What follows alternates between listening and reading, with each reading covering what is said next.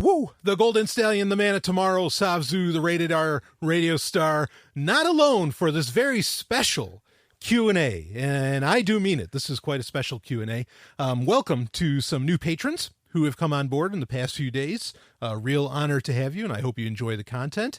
But I am joined for this special Q&A that has a theme to it by, well, it's a relationships theme. So who else would I be with other than my Sex and Science Hour co-host, really the main host of that show, the lovely and hyper-intelligent Dr. Stephanie Murphy. Woo! It's a relationship. Oh, no, you're still stuck in the she voice. It is she herself. Yeah. Dr. Stephanie Murphy. Thank you for having me on, Brian. Yes. I requested to be on, Yes. but I'm glad we're doing this together because I knew the reason I requested it because you said in your awesome Sovryn Tech Facebook group, Sovryn Tech Uncensored, that you want to do a show on relationship Q&A. Yep. And you asked people for their questions, and people started responding.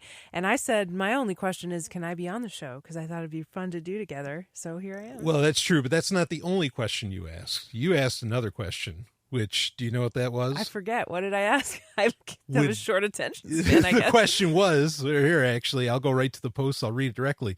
Let's see. Oh, yeah. And will you go out with me? That was the other question. Yes, that is And a told very you, important question. You'd have to wait until today for me to answer your question of whether or not I'll go out with you. But the answer is, oh, hell yeah. All night long. Absolutely. In fact, I feel like there should be a woo in there. That was a very nice answer, but there should be a Ooh, woo. yeah. Okay. Absolutely. I'm satisfied with that. Oh, you'll be satisfied. All right. So anyway, so really it wasn't just that post. I had a bunch of questions that had been sent in to me through Patreon, which the Facebook group isn't a Patreon only perk. I want to make that very clear to people. Anybody can join that. You just have to friend me first and then just message me after you friend me. After we're friends, you can message me and let me know you want to be in the group, and I might not respond, but I will definitely get you in the group as soon as I can. Anyway, so I was like, well, you know what, let's make this a whole show with a relationship theme. And then I can, if people have other questions they want to ask, we'll go down the list, and we got quite a few. So I don't know if we're going to get to all of them.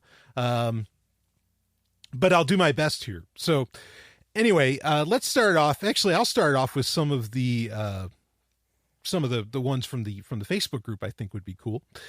Let's see. So our first one is, did you ever, or are you all set, love? Are you ready to go? Set? Yeah. To answer the questions. Yeah. Okay. I was debating asking you, like, how many questions do you have so we could plan out, like, about how long to spend on each. Okay. Yeah. So you have a lot. So, okay, we'll just try to keep it brief then. Yeah. Let's say we've got like 10, and I don't want this to go much over an hour. Oh, okay. So like 2 does. minutes each to answer. Okay.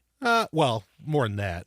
Because again, we got an hour, and we've got like 10 of them. Well, 10 questions, that would be 6 minutes each question. And if you and me both answer, it's like 3 minutes. Oh, I thought and you said 2. If we keep it to 2 minutes, it'll really be 3 minutes. So like that's where I came up with that number, just crunching some math. Right. Yeah. Okay. So that's some engineering math right there. Okay. Anyway, did you ever, or did you personally like using dating apps? And granted, they didn't know you were going to be on the show, so some of these might be a little more directed towards me, but I definitely want to hear your take on every single one of them, even if they're just directed at me. Okay. Yeah. Okay. So did you ever, or did you personally like using dating apps when you were looking for a date, or would you use them today if you were single? Boy, this is an easy one to answer. No. And I will never use a dating app. I never used, I don't know, what is Zoosk? Oh, wow. That's one I haven't heard of. I don't know if Zoosk is still around. Probably not. Plenty of Fish, even JDate. I never use JDate, and I have all the credentials for that. I don't think they check if you're Jewish. Well, yeah.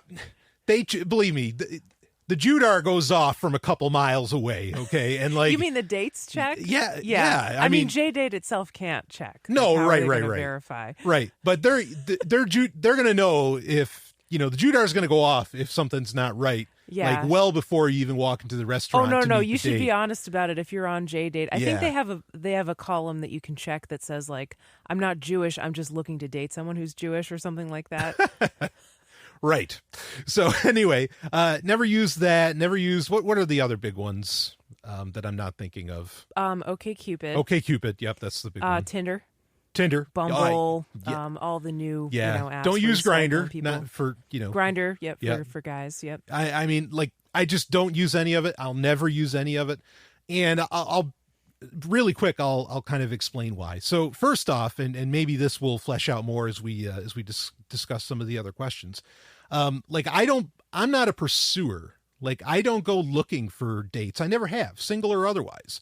I just do what I do, and generally, like, something will, maybe a gal or whoever will be at something that I'm doing, and conversation sparks up, or something goes on. I absolutely do not pursue. I don't even really remember when I've, like, asked somebody out so much. Like, usually the things either just kind of naturally happen, or she'll ask me out. Like, Stephanie, you asked me out.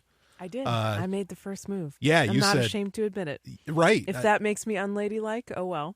No, hey, that makes you the real deal, in my opinion. And so, yeah, I don't. And I, in my personal opinion, I think that's the way to go. Like, I mean, I think that's just part of the human condition. Be doing what you love to do. You don't have to go after people. Like, you can, in my opinion, you can really, and then I want to get your take on this, Stephanie. How to put this? I'm going to give an example. This isn't any kind of a boast. This isn't why I do what I do. I hope I tried to make that clear, but I'm just going to give an example. Okay. Like, I'm pretty sure if I were single, and I'm not. Okay. Well, first off, Sovryn Tech really couldn't exist without you, Stephanie. So that, this is kind of a cart before the horse sort of situation, I guess.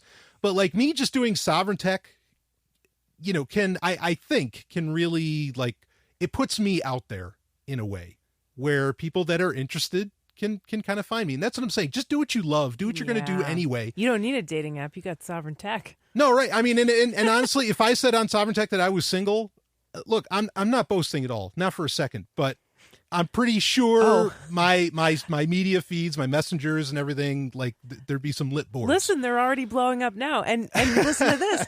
When I did my podcast, Pork Therapy, right, I never said I was single, even when right. I was single for a short time when I was doing the show. Most of the time I was doing a show, I was not single. Mm-hmm. But even when I was, I didn't have to say it. I mean, I still got people who were sniffing around. Absolutely. If I might want to date them.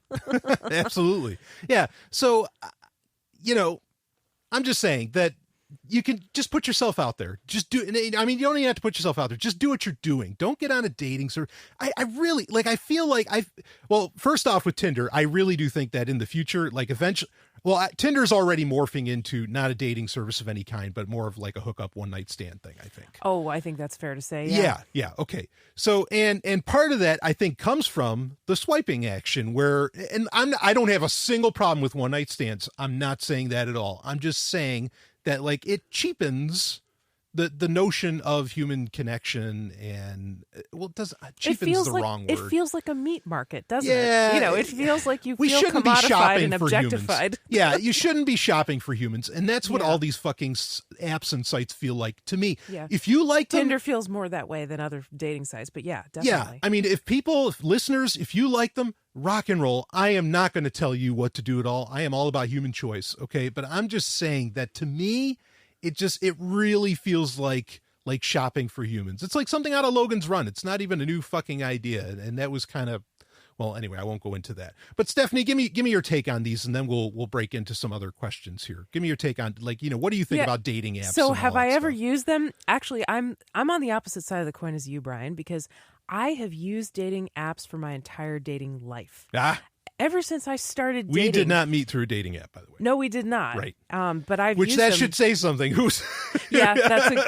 was getting to that. Okay, all right, go ahead. So I'm going to get to that. But anyway, just to give you an idea of my history with dating apps, I've used them since I was in high school and I was 18.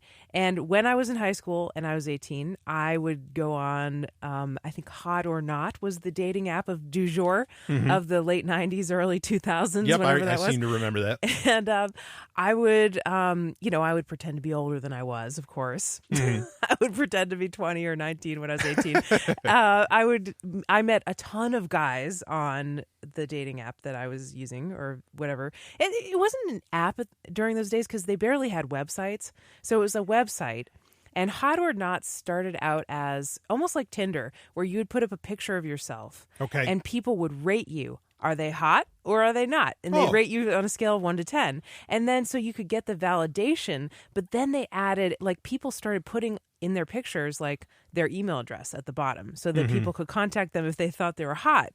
So people started using it as a dating site. And then I guess they listened to their feedback from their users and they actually morphed into a dating site where you could also rate people's pictures on whether they were hot or not.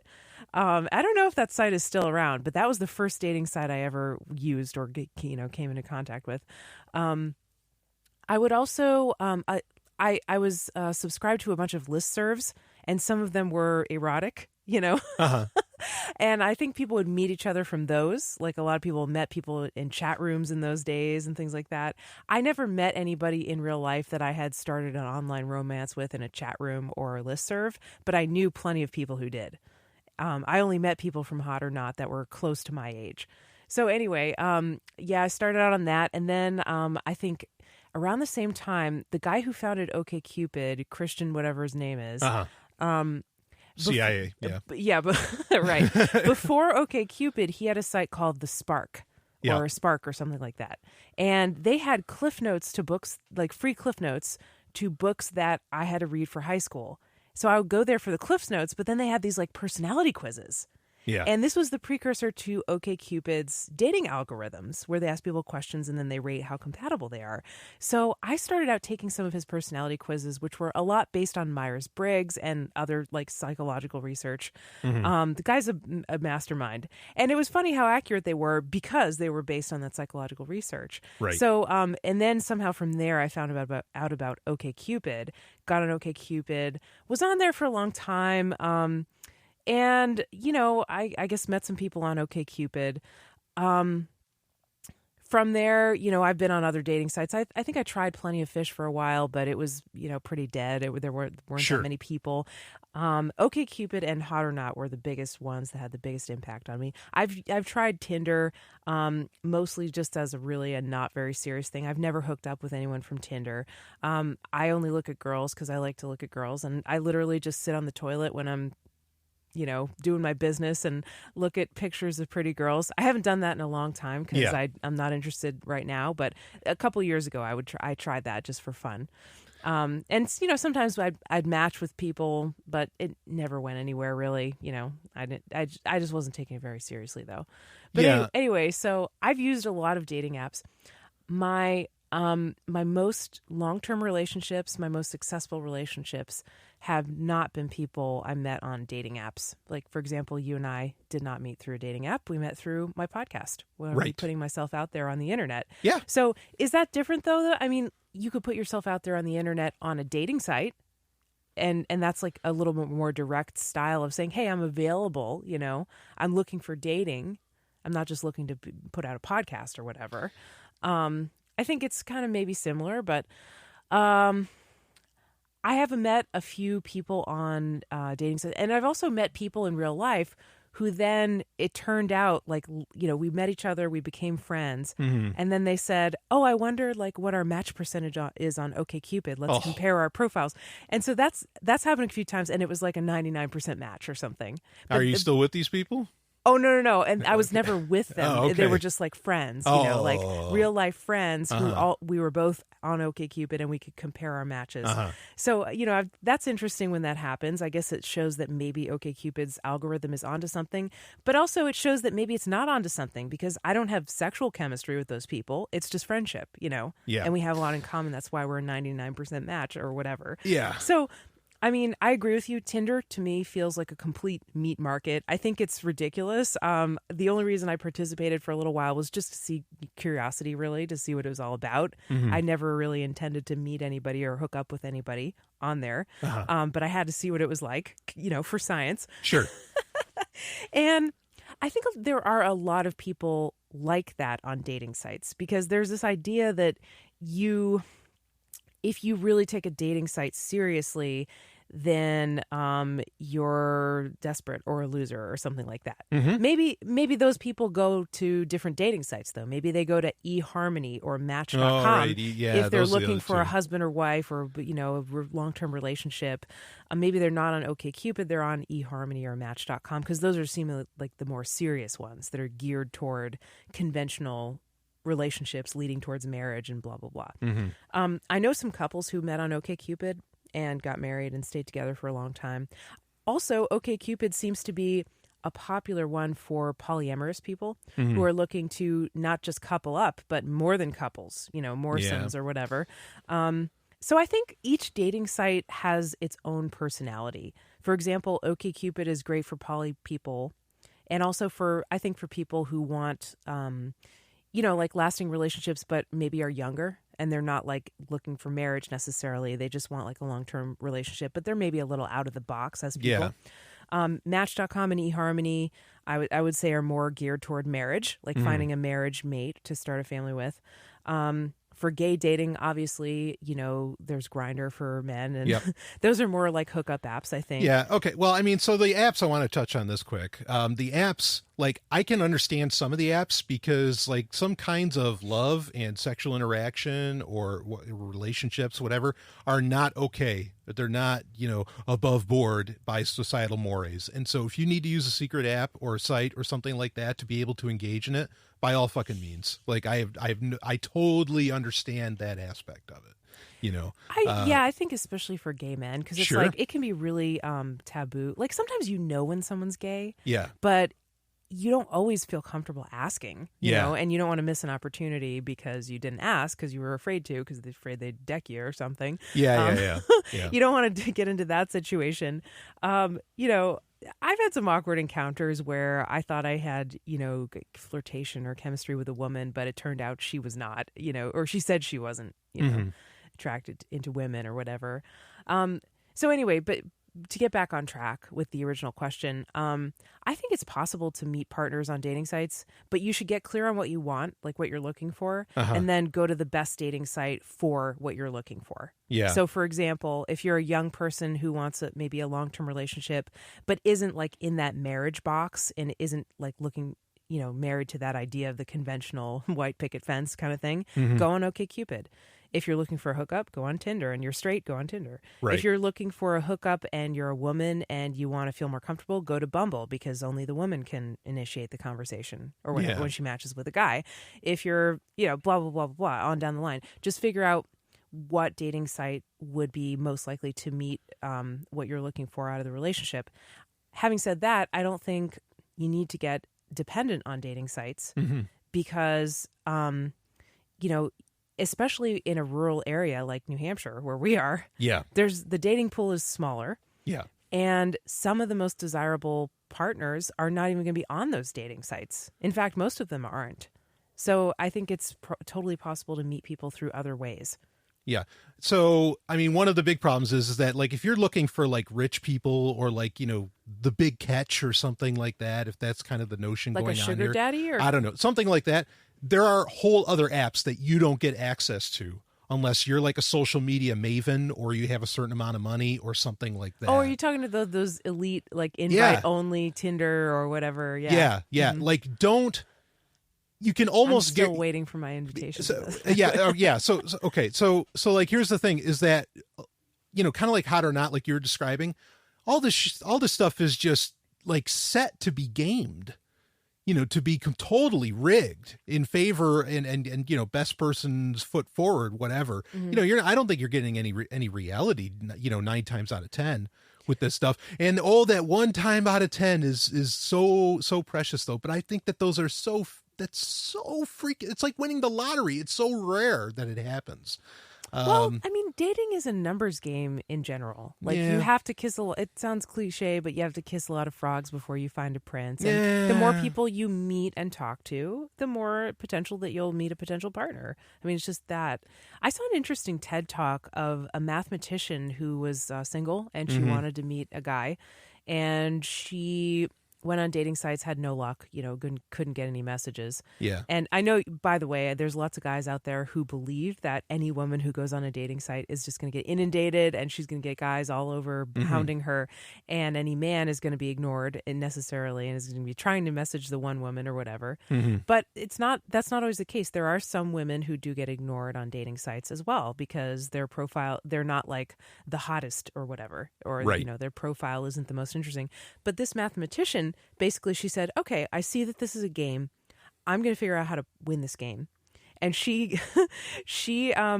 looked at like successful dating profiles, and she took elements from that and she applied it to her own profile. So she put a picture of herself in like kind of a revealing dress. She did her hair and makeup and blah, blah, blah. She put some things in her profile, like questions to make people hook and want to ask, or like, put some things in her profile that said, hey, ask me about this and we can start a conversation. And then she got more messages and she ended up meeting a person who became her husband. Yeah. So I just thought that was interesting. It's one approach. Yeah. Okay. Well, I mean, it's interesting. Like I still think that some of these successes that you hear about or whatever, I mean, I know for a fact, and most people know, or at least I hope they know for a fact, that a lot of new dating sites, a lot of new social media sites, they all have fake users. They create fake women on their websites to get you to get on there, and you try messaging them and nothing ever really happens. But most people are too stupid, I guess, or not most people, but a lot of people are too stupid to realize the difference. I can't see any reason why a company like eHarmony or Match or whatever that are making probably pretty good money or being funded by the CIA, that they wouldn't pay a couple to fucking get together and like, no, you can live separately, but just come on and just say that it worked out for you and make it look good on camera so people can see you and all this different shit. Like I don't know. I have a hard time believing it because personally I think that looking for love is the positively worst foundation for getting into a relationship. Because you're not looking for sharing your passions. You're not looking for, that's kind of it. You're not looking for like somebody who experiences life in a similar way to you. You're looking for love, like this ethereal thing that most people can't even define, and I'm not saying there aren't great definitions for love. Of course there are, but most people have no fucking clue. And yeah. I mean, looking for love is one thing. Desperately looking for love is another thing. I mean, wanting love's one thing. I really, I don't know. I think a lot of these different things are just I always say this, be friends first and for a good long while. And then, I agree. You're not going to get catfished by a friend. No. If someone's psycho, you'll be able to tell and you'll run. Yeah. Yeah. So, well, let me move on to another. I mean, you're raising great points and great suggestions, and people don't have to be as cynical as I am about all of this stuff. So. Well, folks, you won't find the stallion on Tinder, so Never. keep swiping. Yeah, never, ever, ever. Even if I was single.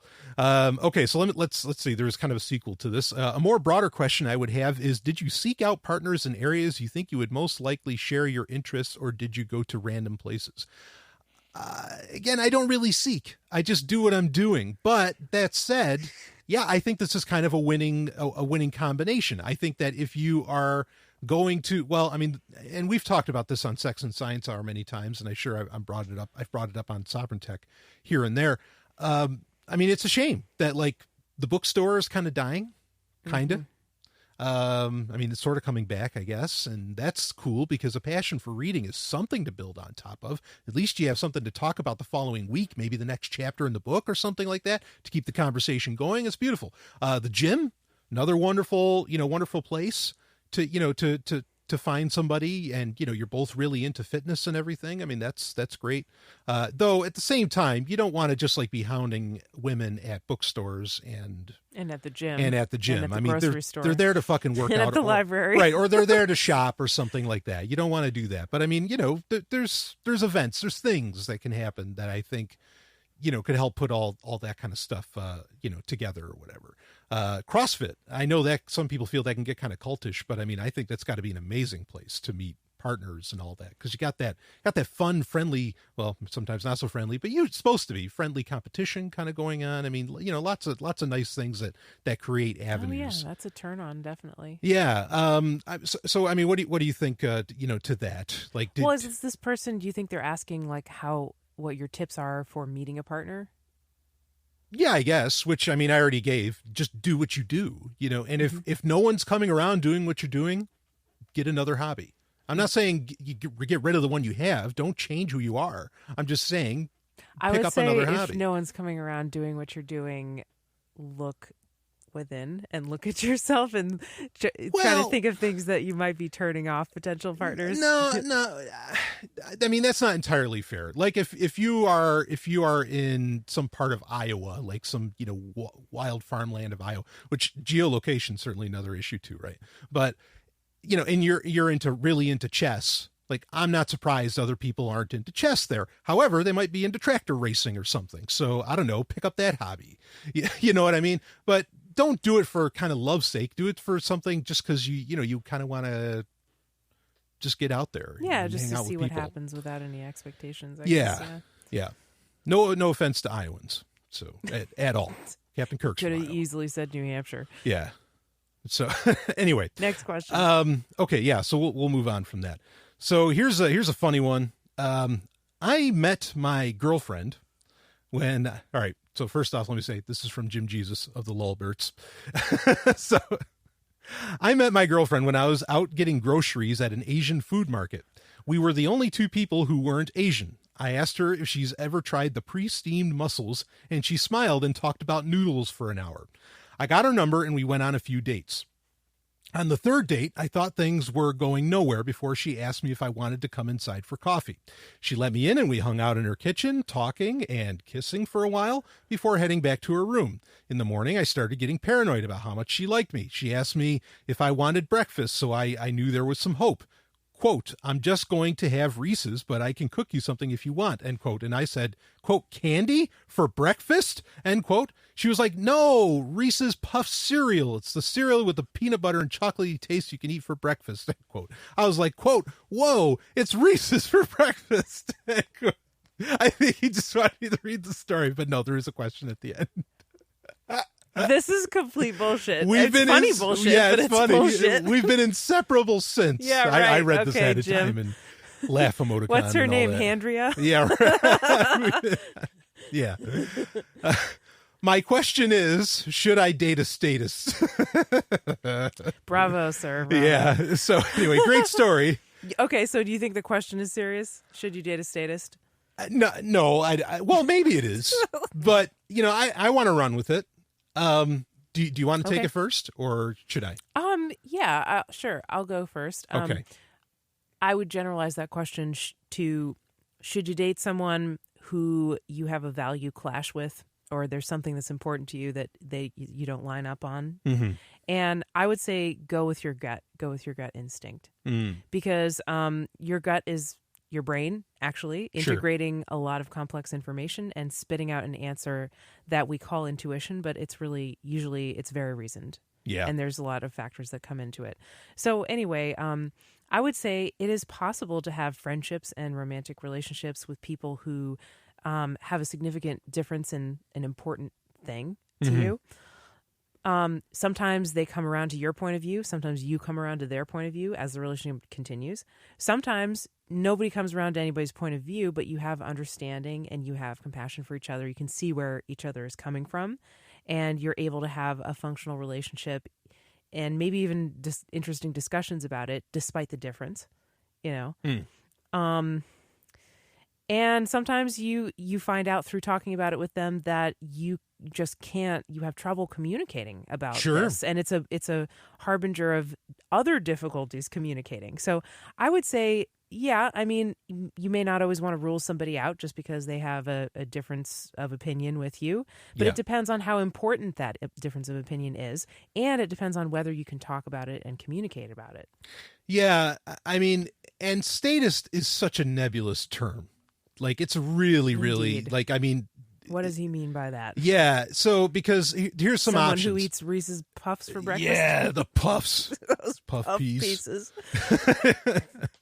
So, woo, inside joke. Anyway, so, I mean, the thing is that can happen here is that, like, with a statist, okay, somebody could be completely politically indifferent. I mean, they really fucking can. And yes, they can.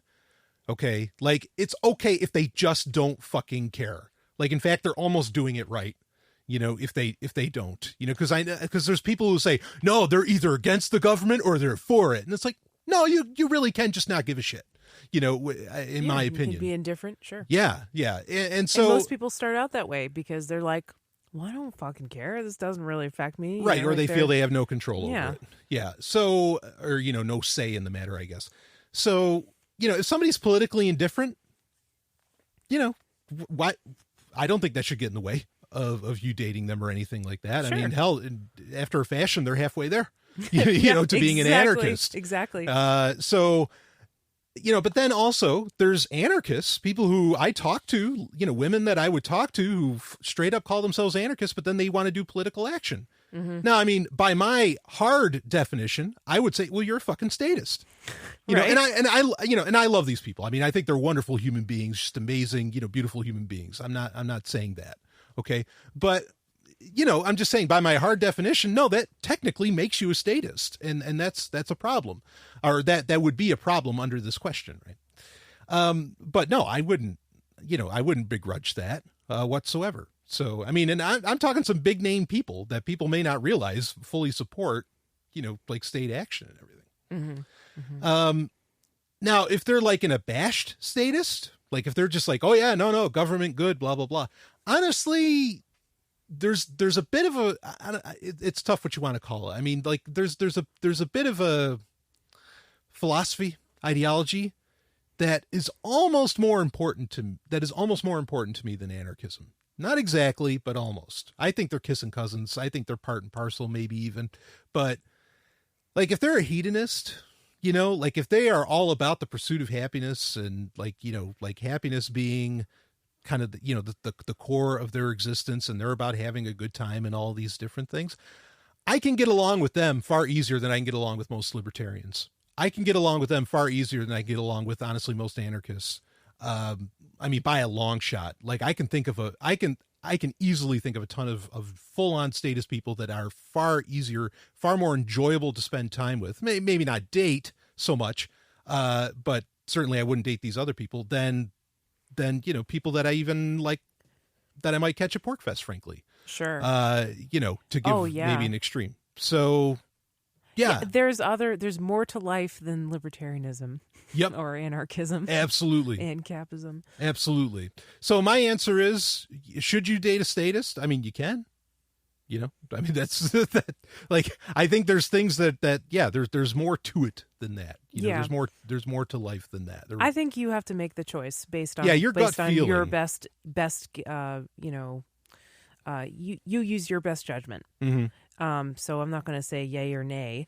It's up to you. But, I personally wouldn't rule it out. Yeah, fair enough. Yeah, I think your advice about the gut feeling is really key there. But I you know, also at the same time, like, don't try to convert them. Just let it fucking happen. You know, let your light shine. That gives other people the permission for their light to shine. Well, imagine if you started dating someone and it was clear that they had an agenda of converting you to some ism. Mm-hmm. Let's say veganism. Yeah. Feminism. Yeah. Pick your ism. Scientology. Sure. You know, pick your ism, some religion. Sure. You know, how annoying would that be for you if somebody was clearly had this agenda of converting you and they were very attached to it and they were going to base their love for you on the condition of whether you accepted this thing that was important to them. Yeah. Unless you were already all in with that thing, you probably would bail out because it's weird. It's culty.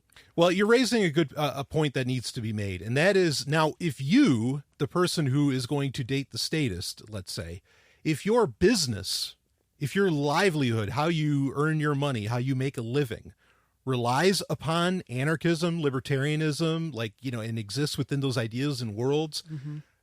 Yeah, maybe that is an insurmountable That obstacle. might be a problem, yeah, because the major part of your day is going to be a conversation they will not share, you know, that they won't share your opinions on. That can be an issue, mm-hmm. you know. So I just want to be sensitive to that. But yeah, I think kind of a jesty question, but I I think it's fun to discuss anyway. Yeah. So yeah, don't write status off. Don't write anybody off. Really. Just understand, how what challenges you may face. Okay, next question. Yes. Let's do it. Okay. Will you go out with me? Oh yeah, I already answered that. Yes, that was did. you. Yeah. Let's see. What's the opposite of? Oh, here's a good one. What's the opposite of nice guy syndrome? That was discussed on Sex and Science Hour, which I think we discussed the female nice guy, right? Yes, it was just to give a recap for people who didn't hear that episode. Sure. You can go listen to Sex and Science Hour. SexandScienceHour.com. Season 4, Episode 1, The Kidney Coaster. Yes. But in the third segment, we read an article by a self-described female nice guy. And she said she thought she had all the qualities that people usually attribute to the, quote, nice guy, except that she's a woman. And so she's writing about her experiences. And those qualities of the so-called nice guy are that he's constantly on the internet whining and complaining about why don't any women want me? I'm such a nice guy.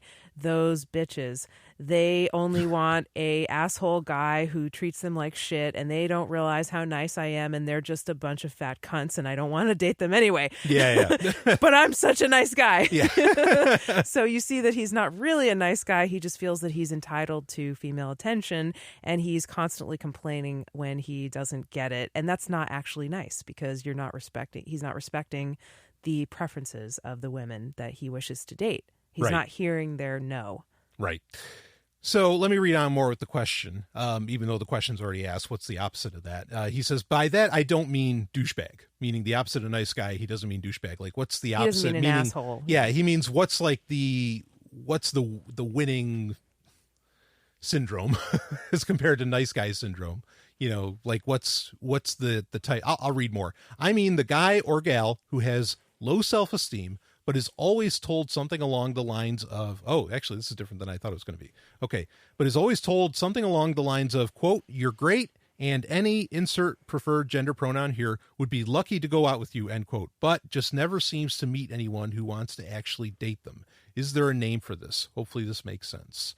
So the question is, like, so they're not a self-professed nice guy, but they always have people telling them, oh, you're such a nice guy. You're such a great person. But any woman would be lucky to date you. But they never get dates. But they're still single. And the people who say, oh, you're such a nice guy, anybody would be lucky to date you. Yep. They don't want to date that person either. Right.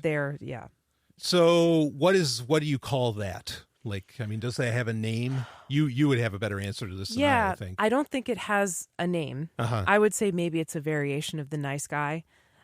Because it sounds like that person may actually believe that they are a nice guy and that's why they aren't getting dates or something. I don't know, maybe not, but I don't think there's a name for it. But I would say that definitely that person has friends, acquaintances, what have you, sure, who are not being completely honest with them. And maybe the reason for that is because the single person doesn't want to hear the honest truth, and they're picking up on that. Okay. It's easy to sort of placate somebody and say, it's much easier to placate somebody and say, oh, well, you're great. I don't know why you're single. It's probably just because you haven't met the right person yet. I personally don't want to go out with you because of X, Y, and Z, which are excuses, but I'm sure you'll meet the right person eventually. It's easier to say that and sort of spare the person's feelings. And that's what women are taught. That's like a female gender role. Women are always taught to spare the guy's feelings, and don't tell him the truth if the truth might make him mad. Yeah. It's easier to sort of placate the person than to tell them the truth. Well, actually, here's why I wouldn't date you. Here's why I think you're single. Here's why if I were single, I still wouldn't date you because of blah, blah, blah, blah, blah. Right. Right? That's uncomfortable to have that conversation. Sure. And unless someone specifically asks for that feedback, and even if they do ask for it specifically, it's very hard for people to give that feedback. Yeah, that honest feedback. Well, this is the thing. Humans don't want to hurt each other. They really fucking don't. Most humans just aren't interested in that. And so, it's a natural reaction. It's not meant to harm. I mean, it's I shouldn't say natural reaction, but it's a reaction that happen. That's very common. So yeah, that's tough. I mean, myself, I could say like in the early part of high school, like I had that feeling where I like to think I didn't have nice guy syndrome, but I was like, what the hell? It's like, why won't anybody go out with me? Like, what the fuck? I mean, and yeah, it's high school. It sucks. It's a terrible, scenario to be in the first place. And my first girlfriend I met in an IRC chat room in the 90s, for Stargate SG-1. And it, I mean, not that I didn't have like some kind of, relationships before that, but, I couldn't, like, no one couldn't get with anybody. And I mean, and granted, like, and I'm not saying this like I'm fishing for compliments or something. I'm dead serious. I've got a face for radio. Okay. I mean, like, I'm just not that kind of, in my opinion, I'm just not that Hollywood handsome. And, so like, I kind of wanted to chalk it up to that. And I always found it interesting that, well, the first relationship I got into was because the two of us got to know each other without any physicality, whatsoever. It's almost sapiosexuality in a way where, we fell in love with each other's minds. So you're saying it was the intellectual connection first, yeah, and not necessarily the physical attractiveness, because you didn't think you were very physically attractive? Yeah, exactly. Okay. So, but I mean, after that, but here's the funny thing is that once I finally really had that first girlfriend, like that, and there was kind of a longer term relationship and everything, it was a snowball effect. No, that's not a sexual pun either. I wasn't thinking of it that way until you just said that. Well, but anyway, but after then it was like, oh, I mean, and I don't know if it's just the confidence boost or what that comes out of that. But I mean, the question asker mentioned the low self-esteem and everything. And, I think that might be a component, that's something to, I don't know, to address and work on, especially if you have the self-awareness perhaps of it. I'm not saying the question asker has that. This is just an abstract question. But yeah, I don't know what to call that, but I feel like I can relate to whatever that was, but it is something that can be, I think it's a challenge that can be surmounted. Yeah. I guess I'm just thinking about it maybe from the other angle. Like, I'm thinking of when I have said that to somebody in the past. Mm-hmm. Oh, don't worry. You're such a nice guy. I'm sure you'll find a girlfriend. I'm sure any girl would be lucky to date you. Mm-hmm. I have said that to, I remember a few times when I was in high school. Yeah. When a guy that I didn't want to go out with asked me out, and I said no, and he got a little bit, he did not take the rejection very gracefully. Sure. Let's just say. Sure. He got a little bit, I'm trying to say this in a nice way, but he was disappointed, hurt. Yep. Was not hiding his disappointment or hurt. Yep. And was kind of, whining a little bit about it. Sure. And to make him feel better and to let myself off the hook, I would say something like, oh, well, don't worry. You're such a great catch. I'm sure you'll get a girlfriend soon. Mm-hmm. I'm sure anybody would be lucky to go out with you. You have this and this. And it was sort of an awkward attempt to let myself off the hook. Yeah. So I don't know who's saying that to the question asker, if it's women that he's asked out, mm-hmm. if it's it might just be an abstract family question. Members. It doesn't necessarily have to be right. About the question asker. Okay, sure. Well, yeah, but anyway, I just think it's different if it's like your mom saying that to you yes. versus if it's a girl that you've asked out and yep. she said no. Right. You know what I mean? Right. Yeah. So because your mom can't date you, you're her son. Right. Yeah. Of course, she's going to say, "Oh, my son is a great catch." Yeah. Okay. So next question. Sure. Do you feel like we addressed that one? I mean, I said everything I could say about it. Okay. Yeah, I think it's something that can be, that's something that can be superseded, that you can get past, but I don't know what exactly that X factor is that allows for that. Okay, so let's see. Last question, I promise. This isn't the last question. That's just what the person said in the thread. It's up to you, of course, to answer it. What mistakes in your previous relationships did you make that you did not apply to your current relationship, and why didn't you catch those mistakes in your previous relationships? Oh, boy. Oh, boy. That's a laundry list. Mine is, too. I mean, that's a rap sheet a mile long. Every relationship in my past, I think of the mistakes I made that are litmus. There's a litany of mistakes. Yeah. And they made too. And that's what relationships are about is like learning. I think that's why you have relationships. There's a certain school of thought that says you shouldn't enter into any relationships until you've really worked on yourself and you've done therapy and you've healed from all your past traumas. And most people never even get to that point, even with like intensive therapy, because most people are just so traumatized they'll never be ready, no matter almost how hard they work, to be really in a relationship. Yeah. That's one school of thought. Then there's another school of thought that says, look, we're all continuously growing. We're all on a journey. We're all learning about life and about ourselves. And one of the ways that we learn is through relating to other people. And relationships can help you grow and can teach you a lot. And so as long as you're not so traumatized that it's going to be like a crippling, thing to you and you really can't be in a relationship or don't want to, try it out and see what you learn. And it's going to be part of your personal growth. Yeah. Yeah. So I think I'm kind of more along the lines of the second. At least that's how I've behaved. I've never stopped myself from pursuing a relationship that I wanted to pursue because I thought I was too traumatized or that I wasn't worthy of being in a relationship until I worked on myself more or something like that, Yeah. Yeah. I mean, we're always continual improvement, right? I mean, humans are always, they can choose to, self-improve for their entire lives. I mean, like, you can. I think there have been times, now that I'm reflecting on it, I say I've never stopped myself from getting into a relationship in favor of like, being single and working on myself. Yeah. But maybe I can think of some times in my life where I should have been single and worked on myself for a little bit longer. Yeah. Yeah. And maybe I would have if I didn't have the opportunities to be in relationships. Yeah. Yeah. I'll tell you one mistake that I didn't make in our relationship. Yes. And that is, I didn't allow the other person into the relationship.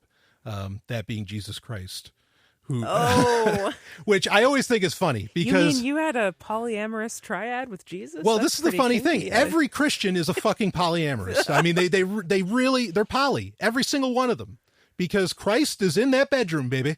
And, if you believe that horseshit, but, but really, like I can think of a lot of social mores, norms that I held on to as just being so and never explored them and never got rid of those, as Sterner would say, the spooks, I just never did. And those always, they didn't ruin the relationship, but they set me up with the wrong partner, and it seemed to happen kind of across the board. My marriage was based upon that, those spooks, those phantasms. Yeah. So do you think that one of the mistakes there was, not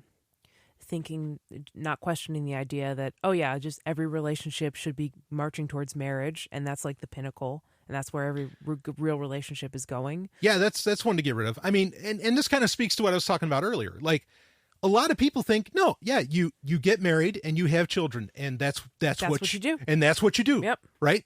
Especially once you hit a certain age. Yeah, that's part of what I mean by that. Looking for love, looking for these things are terrible foundations, because you know what? At the end of my marriage, I was married for 7 years. At the end of that marriage, I tell this story to a lot of people. Like, I started getting into NVC towards the end of my marriage, thankfully due to your podcast, actually. Nonviolent communication. Yes. Yeah. Nonviolent communication. And that's about addressing needs and all that. I think personally, my own interpretation, and people can get mad about it, I don't care. Okay. My personal interpretation is like NVC kind of speaks to hedonism, whether people want to, admit to it or not, because it's about addressing the self, and what the self needs, and going from there. And I remember in a grocery store parking lot asking my now ex-wife, what would make you happy? Like what's something, what do you want to do? What do you want? And this is towards the end of our marriage and everything. And she came up with all these answers that were all about doing stuff like helping other people, throwing parties, all this different shit, right? And I was like, and every time she'd give one of those, I'd say, no. What if you had all the free time in the world? Kids aren't going to bother you. Nothing's going to bother you. Like, what do you want to do?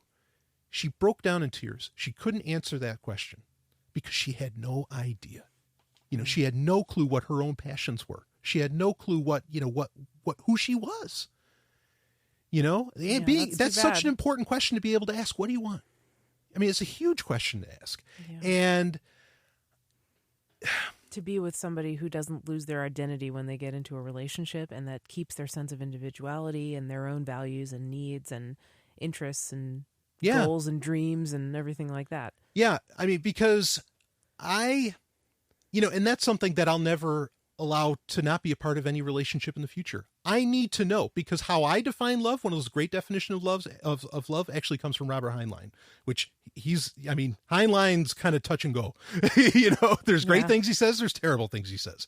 But one of the great things he says is about love, and that love is when your happiness is completely intertwined with the happiness of another. That's not an exact quote, but that's the gist. Yeah. Okay.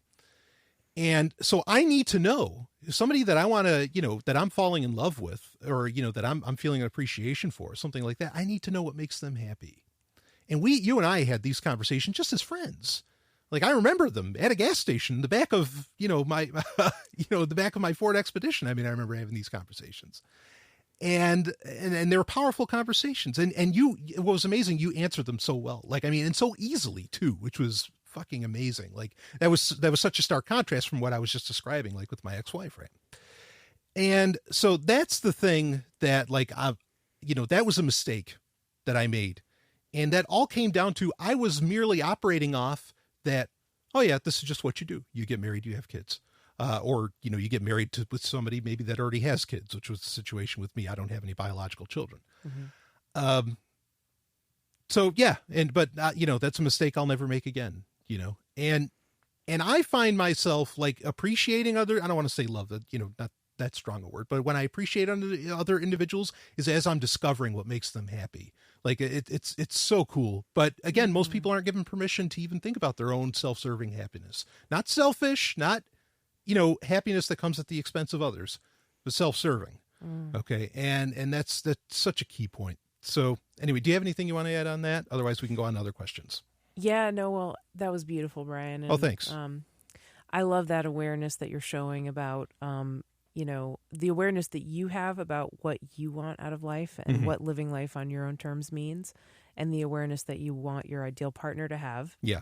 And I think we both have cultivated a lot of that awareness in the time that we've known each other. Oh, yeah. But I was just reflecting back on before I had sort of a turning point in my life, I guess. It happened gradually over a few years, but I would call it a turning point, in my mid-20s, where I realized that really before that point, I was spending so much time and energy and so much of my precious life trying to live life for other people, just doing what other people wanted me to do. Yep. And even figuring out what other people wanted me to do through all the little cues and hints and messages that I got, just trying to translate those into what other people want me to do and then do it. Yeah, that whole aspect is 1,000 times worse for every woman on the planet. Yeah, continue. There's definitely a lot of stuff that's wrapped up with being a woman. Yeah, for sure. And the idea of people pleasing and the idea that we're taught that we're responsible for how other people feel, and we better not make them mad or make I don't know them how you upset. Deal with those pressures. It's remarkable. Or well, not you, but I mean women in the abstract, thank you. No, it's enough to make you fucking crack. It's terrible. Yeah. It's horrible. And that's why I say that I had a turning point when I had an epiphany. And I started realizing, I'm not happy. And it's because I'm living life on other people's terms and I'm doing what they want me to do instead of what I want to do. And so once I realized that, then I had to tune in and say, okay, well, what do I actually want to do? All right, I've ditched these other people's expectations and I realized I don't have to meet them. But how do I love myself unconditionally? For who I am? And how do I figure out who I actually am? Sure. So, that took a little while to get that straightened out, but I had that turning point. And it's sad because, you see people who are into their 30s, 40s, 50s, 60s, even at the end of their life, in their 80s, Yeah. And they have never really lived life on their own terms. They've always been bound by other people's expectations and obligations and ideas of what their life should be. And that is just a fucking tragedy. Yeah, it's a tragedy. It's as tragic as it gets. Yeah, I don't know where I was going with that, but I think that, like becoming aware of that and trying to tune into who I really am has enabled me to love on a genuine, real, authentic level that I wasn't able to do before. And when you know who you are, that's when you can love. Yeah. Yeah, absolutely. Absolutely. But I think that, you can receive love because that's the person is loving who you really are. Yeah. I mean, some of these sound like very simple statements and questions. But in many ways they're not. Like the question of who are you, I think cannot possibly be answered until you can answer what do you want. And some people think that those questions can stand apart, and that they're of themselves. Like the Stoics are all about, who are you or what are you looking for? Things like that. But I don't think those can stand apart. I don't think you can. I think there's a natural progression that you have to be able to answer. And one of them is what do you want? And maybe there's some degree of paradoxical shit to that where you need to know who you are to know what you want. But I think that they all need to be addressed in a very, in equal measure. How about that? So anyway, let's move on to another question. How about that? Sure. Yeah, I mean, I can think of a laundry list of other mistakes I've made in past relationships, we could do the whole show. Maybe we don't have to go into that. Yeah. Let's see. In the last couple of years, I lost a little over 100 pounds. Bravo to you, sir. Amazing. Yeah. That's incredible. That is phenomenal, and I mean that, bravo.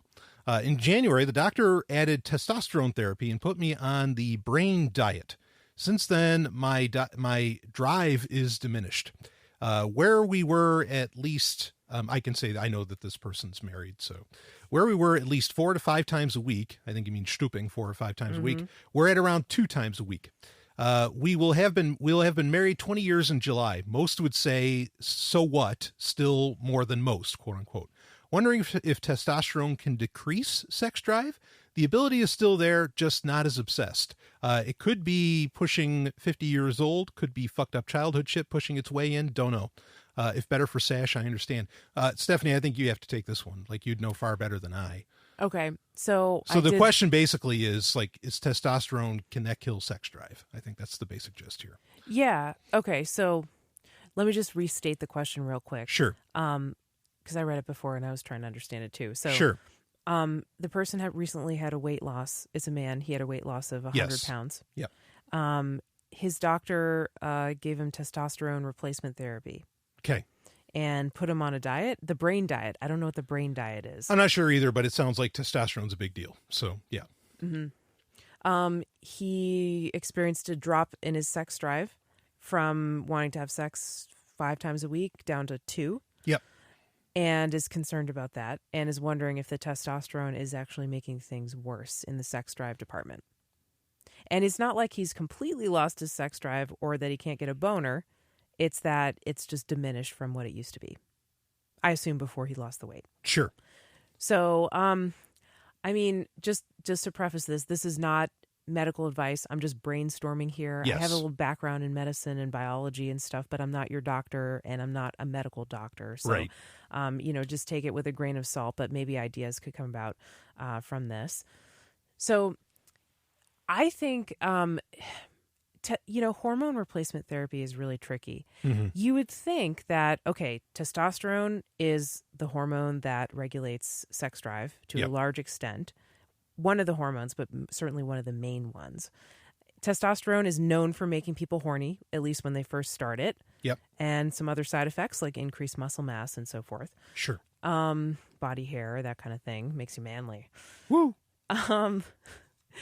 But it's not just as straightforward with hormones, especially steroid hormones and sex hormones, because it's not just the hormone itself. All those hormones have receptors. Okay. And it's like a lock and a key. Like the receptor is the lock, the hormone is the key.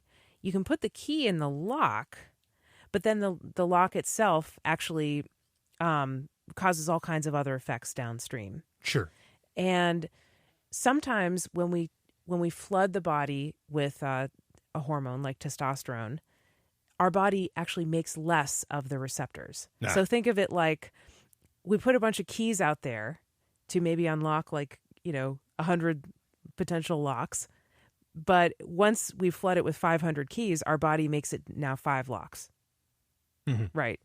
It's kind of a bad analogy. I should probably stop with the lock and the key. But basically, if you take a lot of extra of a hormone, your body can compensate for that by dialing down that hormone's receptor.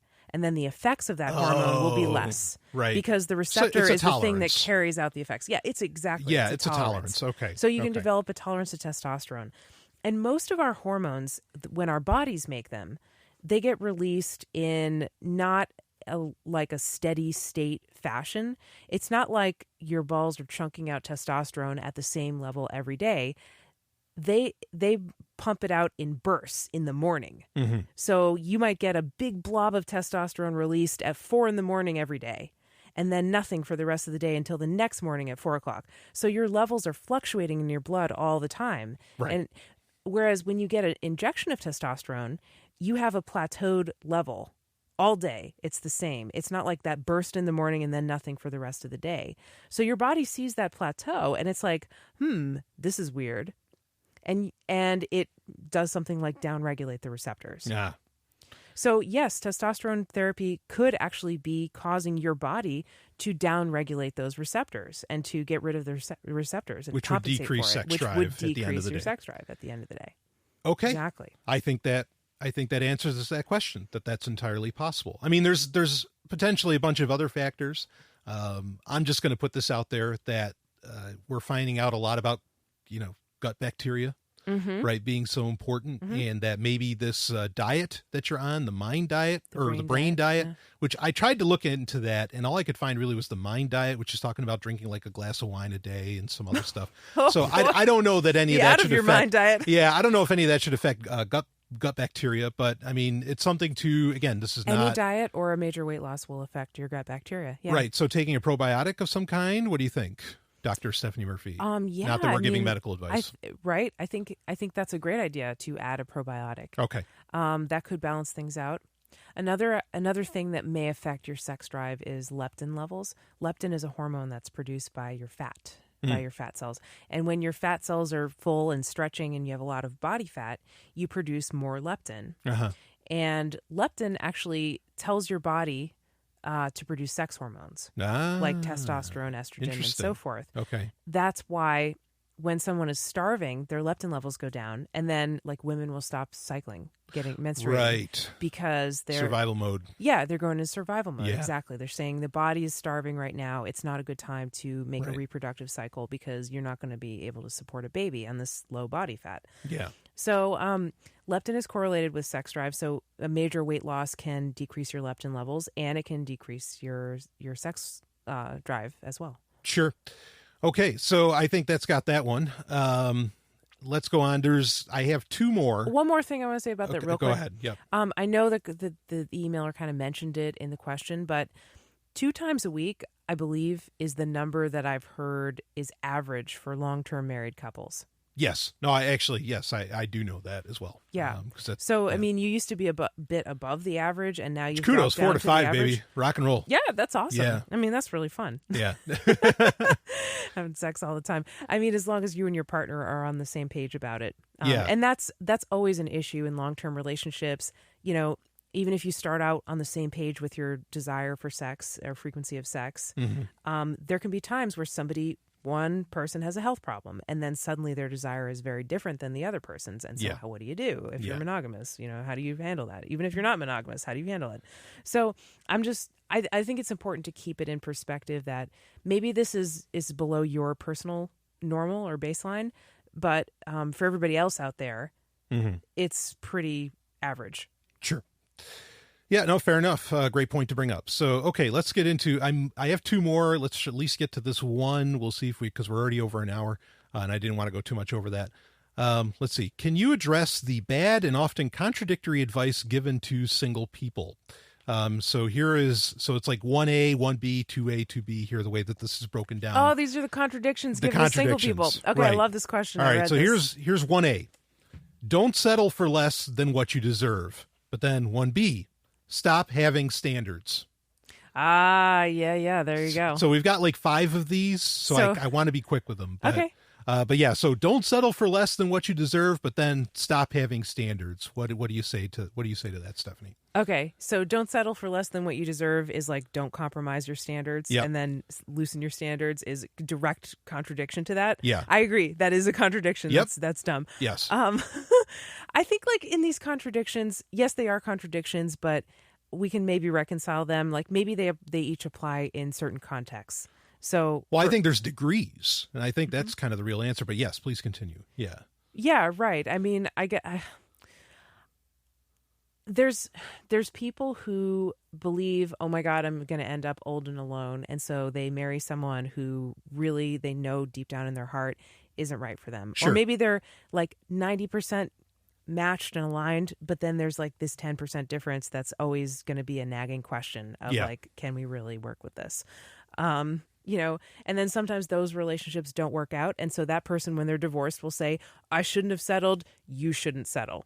It's better to be single than unhappy in a relationship. Mm-hmm. Then you have the people who say, well, just loosen your standards. Right. Because I didn't loosen my standards and I never dated anybody. And so you should, compromise your standards. And so you have to do that in order to get dates. Yeah. The right answer for you is maybe somewhere in the middle, but you have to figure that out. Yeah. I do agree that is a contradiction. And I mean, I don't know if loosen your standards is the right term, but maybe be open-minded to somebody, have realistic standards. Sure. For example, if you're like a single guy in your 40s and you only want to date hot 20-year-old chicks, mm-hmm. maybe that's not a very realistic expectation. Maybe you should be more open-minded to considering dating people in their 30s and 40s. Maybe you should consider dating somebody who has a kid, Well, maybe you should consider dating someone who's not the body type that you're normally attracted to. Maybe you should consider someone who's a height that you're not necessarily attracted to, or who is from a place that lives somewhere that's far away from you or something like that. Like if you open your mind up and you have fewer deal breakers, mm-hmm. if you're open-minded to dating different types of people, you could call that a loosening of standards, or you could call it just, being a little bit more open-minded and not ruling people out based on unrealistic expectations. Sure. Yeah. I mean, again, it comes down to, like you mentioned, context, and I think it's degrees. Like if you have a standard of I'll only date women with huge breasts. Mm-hmm.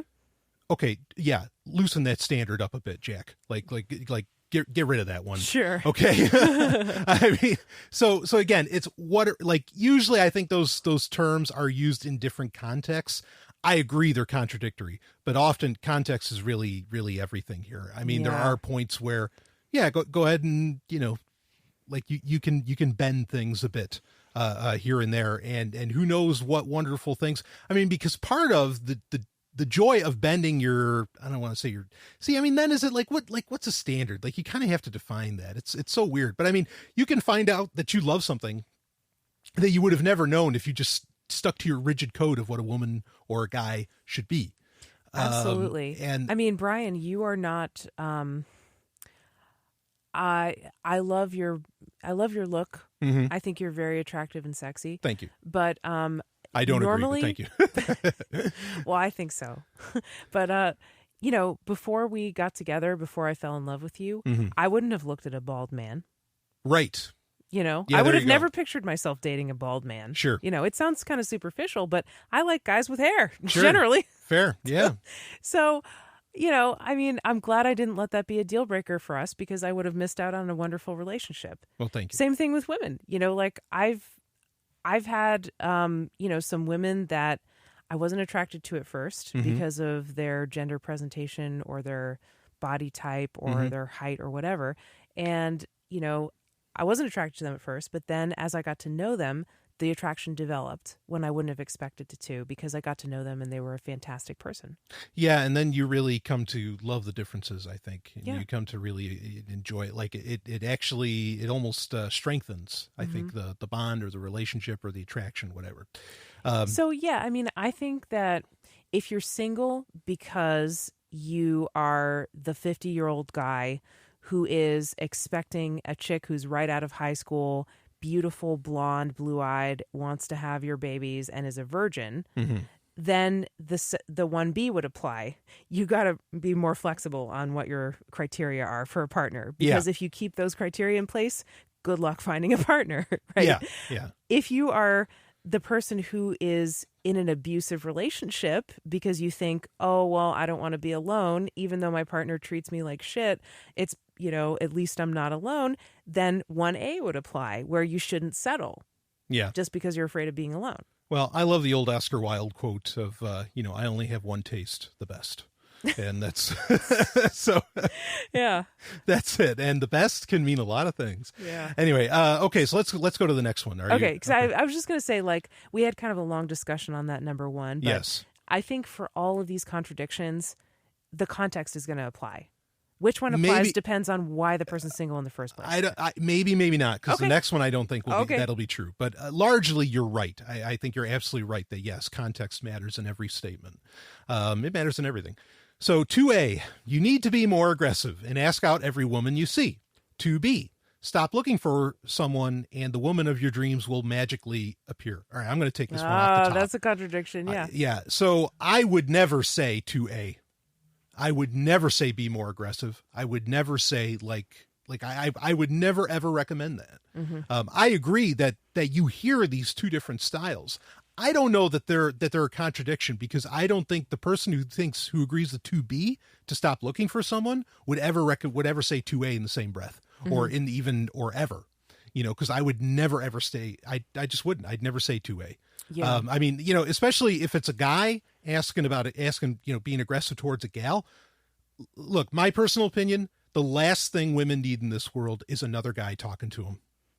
I know that might sound defeatist and like, well, then how's anybody going to end up with anybody? Yeah. It's like, well, there are other ways besides the guy being aggressive. Yeah. Being aggressive, or even, I mean, I don't even I don't even, and I'm not out looking for other ladies. I'm just saying, like, I usually, unless it's like some kind of business thing, I don't even message like other women. I just leave. Mm-hmm. It's like, no, they don't need me talking to them.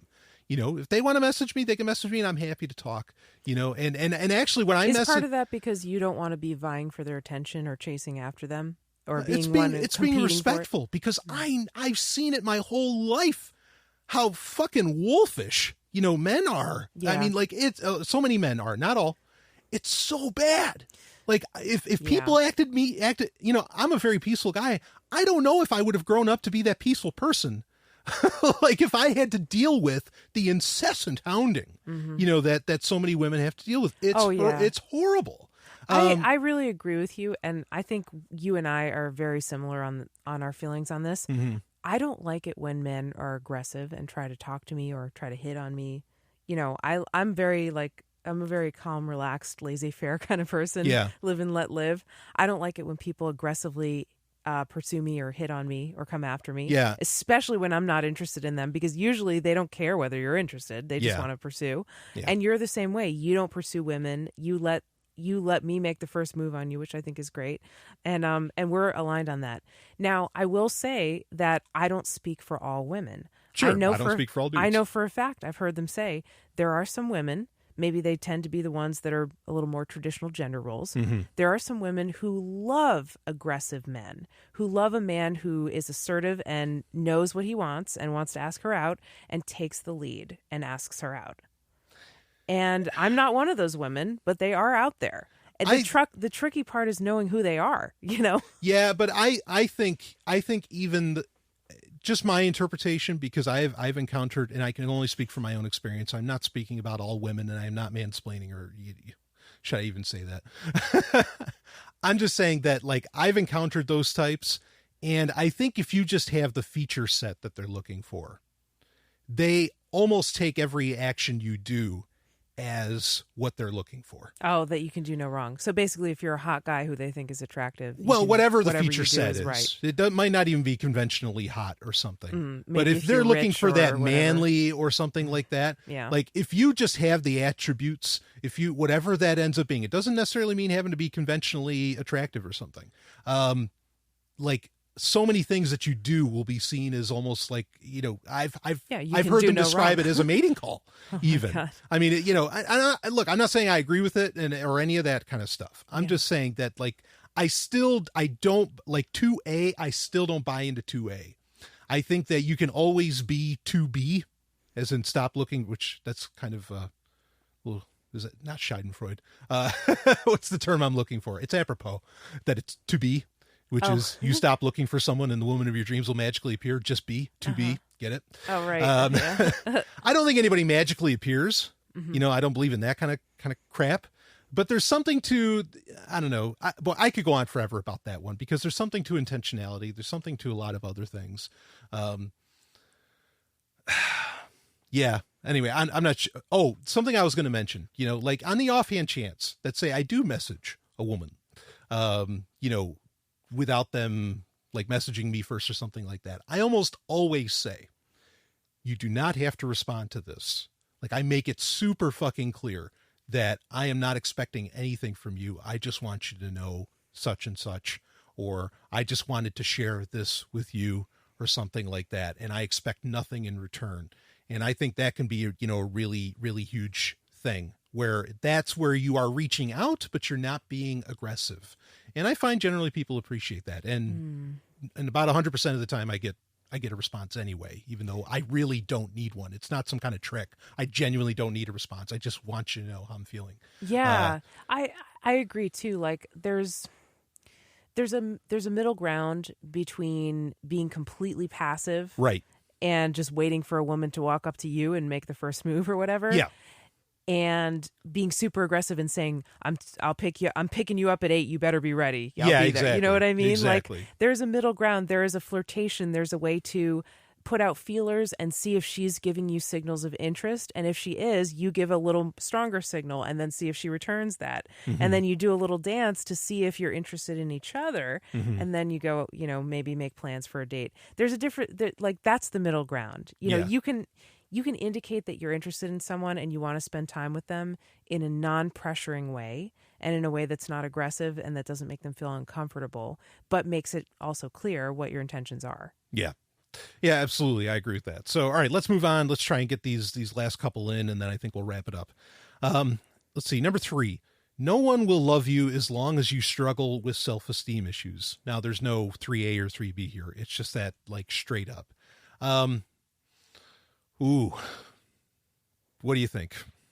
No one will love you as long as you struggle with self-esteem issues. Well, I guess you have to love yourself first, but maybe is he saying that how can you love yourself when nobody else loves you? Yeah, maybe. Or how can you fix your self-esteem issues when nobody will pay attention to you? Yeah. Yeah. I mean, maybe that is a little bit of a contradiction, but I know it's a paradox. I think. Yeah. Yeah. I mean, certainly attention from other people can give you, I would call it like a pseudo self-esteem boost because it feels really good in the moment. It feels good when someone likes your selfie or when somebody says you're beautiful or handsome or whatever, or says that you're attractive or you know, flirts with you, wants to spend time with you, blah, blah, blah. Yeah. But what happens when the person withdraws that affection? What happens when that goes away? What happens when you post a selfie that doesn't get any likes? You know, you feel horrible because you're putting your self-esteem onto other people. Yeah. And genuine self-esteem really doesn't depend on other people. It comes from within. So it is possible to have it be an inside job rather than depending on validation from external folks. Yeah, absolutely. And validation feels good, but that's not genuine self-esteem. That's not going to last in the long term. Yeah, I don't really have anything to add to that other than 6 Pillars of Self-Esteem by Nathaniel Branden, one of the greatest books ever written on, you know, this green that's earth. like the self-esteem Bible. Yeah, I totally recommend going through that and real self-esteem too, because like the way Branden wrote about it was different than the way a lot of like pop psychologists in the 80s and 90s used self-esteem, which was pure bullshit. Which was it became like a buzzword. Yes. But Branden's just writings like about empathy it is were almost a buzzword different. now. Yeah. Even though empathy is a powerful and legit and wonderful thing, it's a biological imperative of humanity, I think. Yeah. Well, not just of humanity, of almost all life on Earth. Rats, you name it. Yeah, animals have it too. Yeah. So, well, anyway, that's all I have to add on that. All right, so we got 2 more here. 4A, people should love you for who you are. 4B, you need to take some time to work on you. This right. So it's acceptance of who you are right now versus wanting to change yourself. Yeah. The conflict between change versus acceptance. Yeah, I think that this isn't context necessarily, though I guess technically the definition of this would be context. This is timing. Like, yes, absolutely, people should love you for who you are, because like I've been describing throughout this episode, in my personal opinion, not necessarily yours, Stephanie, but in my personal opinion, the way to meet people is to just go out there being you. Just be you, and whoever, someone will come along. Somehow, not magic. Like there's intentionality. There's lots of things involved there. But I understood that one to mean people should love you for who you are. I always understood that to mean that you shouldn't, like, if a partner tries to change you, they're not really loving you. Mm-hmm. They're loving the idea of who they want to shape you into, and that's not really you. That's not who you are. So be wary of that. Yeah, which can go into number 3, which is, yes, people can love you, or quote unquote love you. You can have a relationship with somebody that has low self-esteem because they might, what do they call that puppy dog? I don't know. What are you talking about? Tell me more. There's a relationship style where like you're into stray cats or puppy or lost dogs or something like that, where you want to like repair somebody. Right. And that is not, in my opinion, those aren't really healthy relationships. Yeah. Because that is work for you to do, not for your partner or for someone else. It's okay to get empathy and to get assistance and help from other people. But like with this, like in mind, there's people, I mean, they talk about it with like a sense of pride. Like somehow they're doing some, I don't know, some noble duty or something like that. When your partner is not a project, they're their own person. Yeah. So, I mean, honestly, like with 4B, you need to take some time to work on you. I think, the self-aware, healthy individual is always going to be working on themselves. Yes, that's exactly forever. what I was going to say. It's like, right, of course you're going to be working on you. Yeah. You're always going to be working on yourself. Hopefully, you're always going to want to grow and learn and expand actualize yourself as a person. Even if you're in a relationship, you're going to want to be continuing to grow and learn. In fact, that's why some relationships end, because either they grow apart or they stop growing and they don't like that. And so they don't break up. Yeah. Someone like they stop growing together, and they grow separate. I mean, that happens. And, real quick, that's okay. Like if you end up in a relationship and 5 years later or however long, you're a different person, you have different ideas or something like that. That's fine.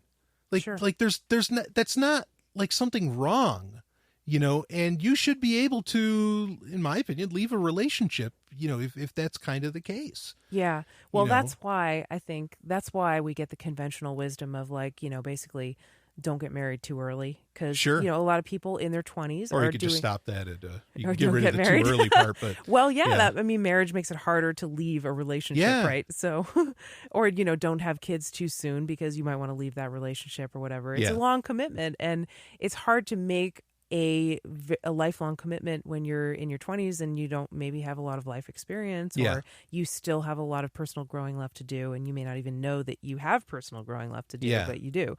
So anyway, I think that's where that comes from. Sure. I mean, but people could have an epiphany in 5 minutes that could change everything. Yeah. And that's all right. That's how humans operate. That's the human condition. If you don't grow, anyway. So to reconcile the contradiction there. I don't think it's a contradiction. Like, I think they're completely complementary. Mm-hmm. People should love you for who you are, and you are always working, taking time to work on you, and you should have the time to work on you. And in fact, best case scenario, you're both continually improving. Like I love, you and I, Stephanie, we get to work out, you have, a beautiful home where you have your own gym in it and everything. And we get to work out together.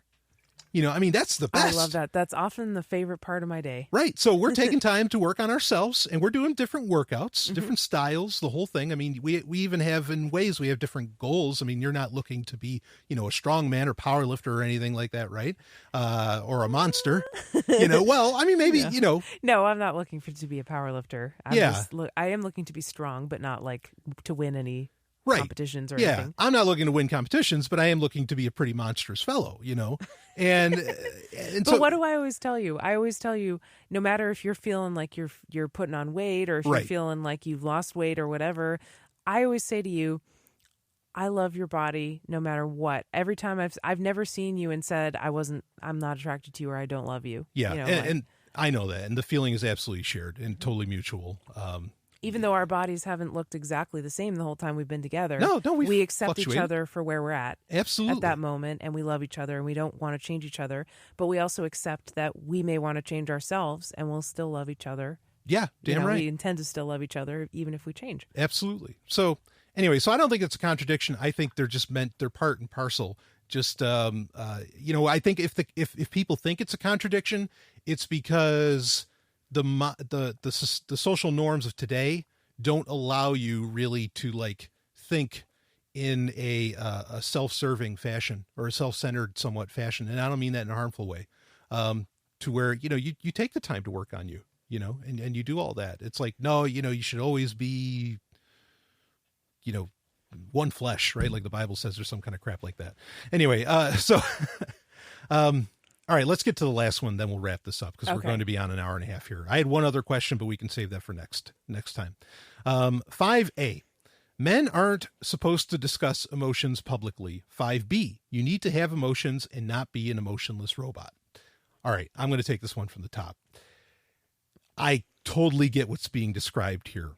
Okay, it might not be the best wording, but I totally understand what's being described here. Is that, I want a guy that's in touch with his feelings, but then I want him to be manly and he can, take kind of like what you were describing earlier, Stephanie, where it's a, gal that wants a guy that takes charge and, is aggressive and all this stuff.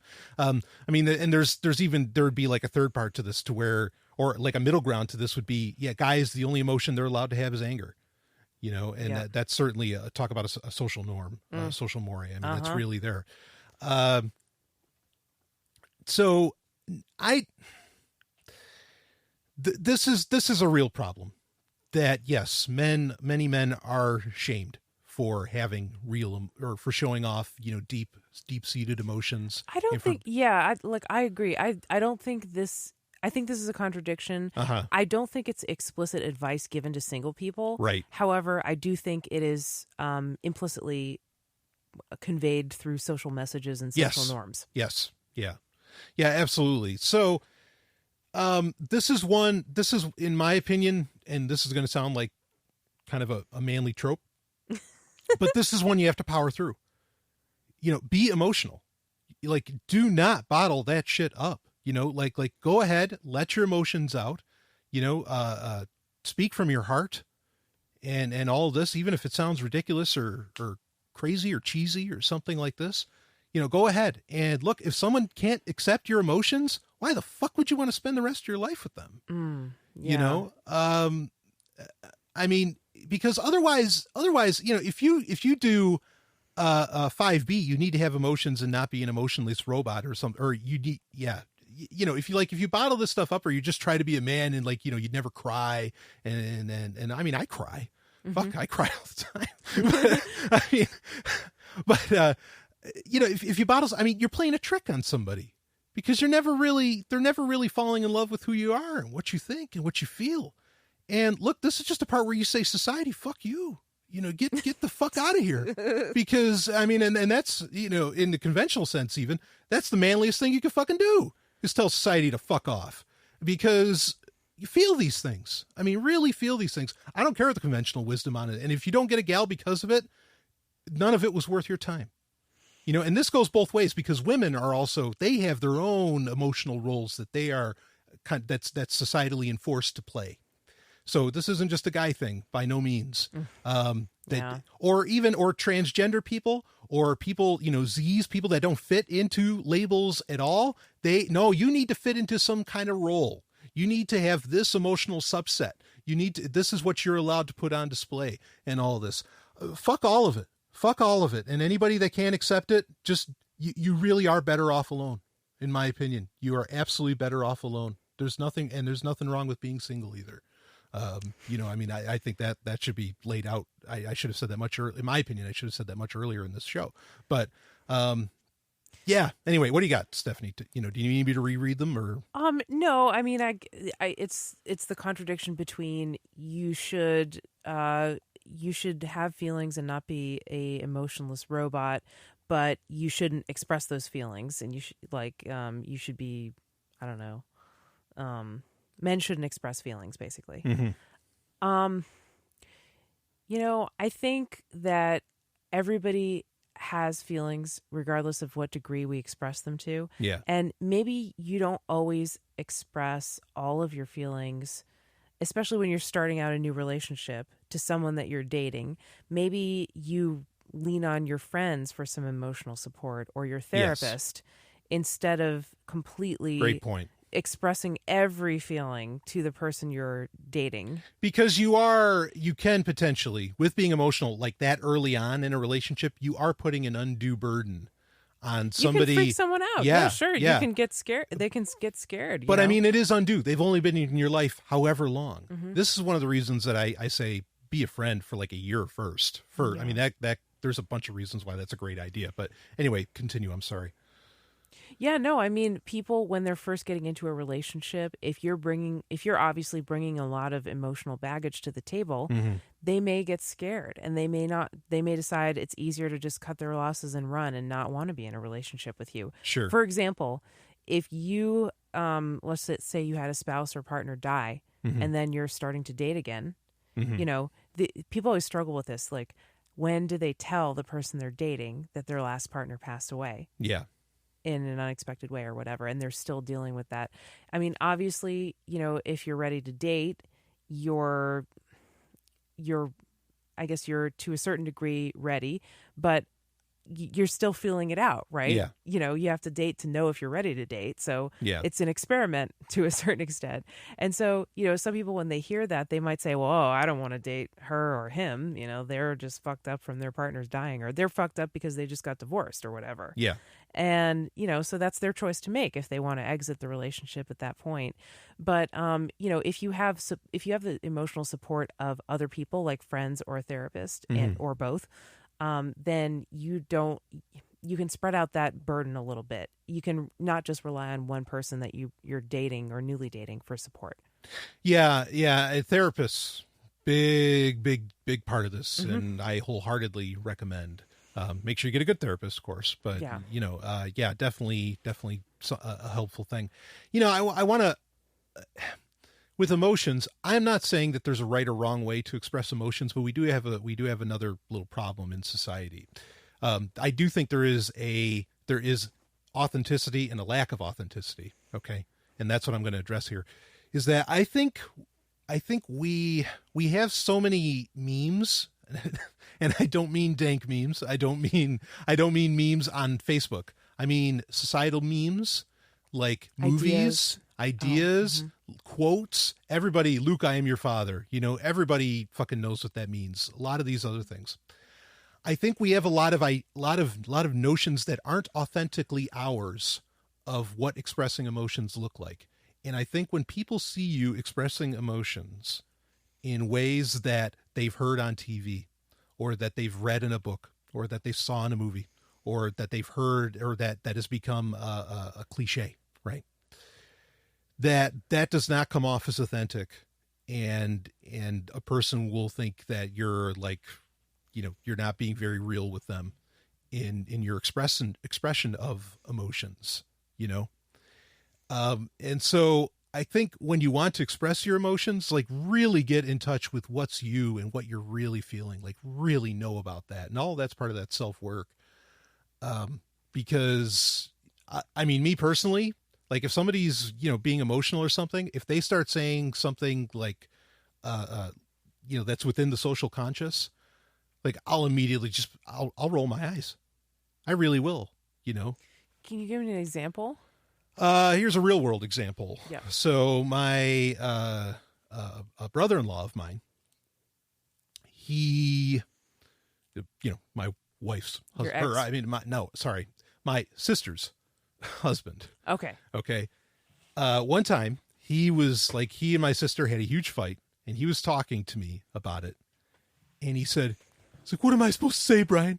That my life's no better than M&M's? And I'm like, what the fuck? And the guy was really like hurt. Like, I mean, there's obviously things going on. There's things that need to be addressed. But when he said that, I was just like, oh, come on, man. Like, don't even compare yourself in that way. It's like, you're not giving me, like, I mean, and I was a young person at this point, very young person.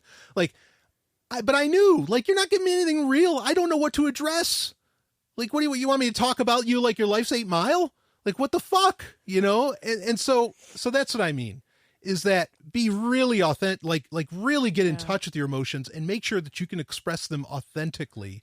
It's okay to quote things. I quote shit all the time, but if you're going to quote, like, usually it should be kind of tongue in cheek and, not done in a way that, like, there's context that you got to lay out if you're going to do that. But otherwise, just make sure you're expressing them authentically. I think that's really where the problem comes from, is that when people think somebody's being too emotional, I don't think the problem is necessarily that they're too emotional. It's that they're acting, that they feel like there's a lack of authenticity in what's going on. And that's where the real problem, kind of stems from. That's just my opinion on that. Do you have anything you want to say to that, Stephanie? Otherwise we can start wrapping this up. No, I think that's a good note to end on, just in general on the contradictions. I know it seems like there is conflicting advice out there for singles, and there's lots of conflicting advice, as you pointed out, question asker. But I think it's hard because people are single for different reasons. There's different kinds of people who are single, and they're single for all different reasons. And some of the advice may apply to you, and some of it may not apply to you. So you have to be the judge of whether what you're hearing actually applies to you. So if you hear it and it rings true, or maybe it hits a little too close to home and it's true and it's something you need to work on, even though it's uncomfortable, then take that advice to heart. But, if you hear conflicting advice and you don't think that fits you, just move on. Yeah. All right. Yeah, no, I think that's fantastic. I mean, I'm just going to say, keep in mind that society's concepts of relationships are generally really fucked up. Like, they're not, like, in my opinion, like they are so off base from what actually makes human life and the human condition. I mean, they're way off base. In fact, we were asked recently, you and I, we were asked on a show that's in the Patreon feed, like, what great relationship books do you recommend? I said instantaneously, it doesn't exist. Like, the great relationship book. We had trouble thinking of relationship books. Yeah, the great relationship book for that really gets down to everything we've learned over the past few thousand years of what makes humans human isn't out there, and there's not, and honestly, I don't even think there's one that's close to really addressing it. So, keep that in mind, that a lot of this, like, stock, like these patent answers that or, statements that got passed off here, like, a lot of those are kind of our bullshit in a way, because they're wrapped up with these artificial notions of, or, maybe less than conducive notions of what love is and what relationships are, to your own happiness. So anyway, that's I'd like to end, or, that's all I have to end on. Can we do that one last question? I think we should just do it. It's going to go into it's a whole other huge subject. Oh, is it? Okay. Yeah, it's a huge subject. So I will say it has to do with threesomes, but maybe we'll let's save that for another round. I'll ask. We'll see how people respond to this, and I'll do another thread in the Facebook group or something. Okay, they might have more questions. And and then we'll pick off with that one. So anyway, okay, cool. So if you and give, this is something I'm going to say this quick, patrons. Like, your feedback is absolutely priceless to me. Even the critical feedback means the world to me, because, like, it helps me know what you're looking for. And B, it gives me, it's a barometer on, really on my own performance. It's a gauge of, of what I've got going on, even though I do this very much out of my own passion and out of my own desires. And because my opinions aren't out there in the world, even hearing that really, really helps. Like, I mean, talk about self-esteem.